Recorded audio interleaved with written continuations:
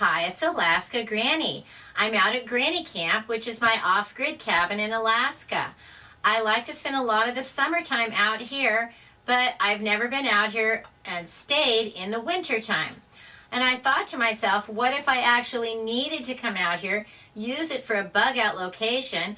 What kind of food could I store out here? It wouldn't matter how cold the temperature got, and how could I store it away so that it didn't get contaminated by critters, by water, and that the temperature wouldn't affect it. The three biggest problems you need to worry about when you're storing food is the temperature, the packaging, and the critters that can get into it.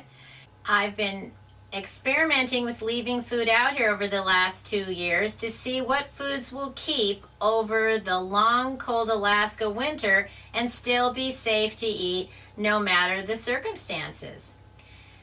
One thing I've learned is that it's perfectly great to store packaged foods.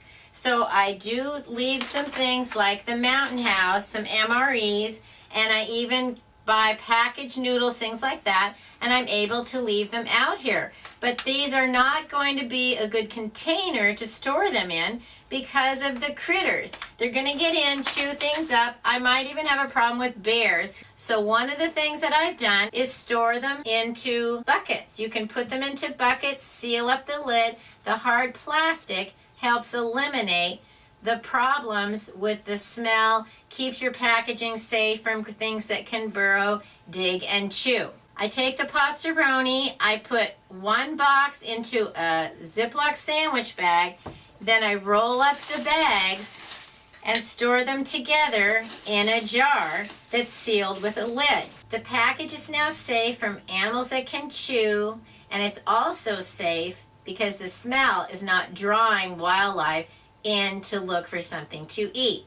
Common dry goods that you can store in an off-grid cabin or a bug-out location where you can't control the temperature and how low it goes would be your basics like flour and sugar. Just make sure you put them in an air-proof container from critters and also from moisture. It's wonderful to store things like baking soda, salt, baking powder, but these containers are not airtight. So you would want to get some extra jars and replace those contents into a jar and label it so that you know what it is. Spices are good, so store the basic spices that you like.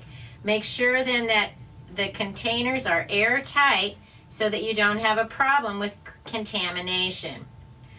I like to store tea bags. I like to store oatmeal, and then I have brown sugar, raisins, and dried cranberries that I like to enjoy with my oatmeal, and these have all lasted over the cold Alaska winter, sealed up in jars. They were still fresh enough I could enjoy them all this summer. So that's something that I'm going to continue to store. It would probably work to store the dried ingredients like the oatmeal for many years, but I don't think I would continue to store the raisins and craisins over years at a time. So I will replace those most likely, and if there's any left over, I'm sure I'll eat them and find out how long they'll actually last.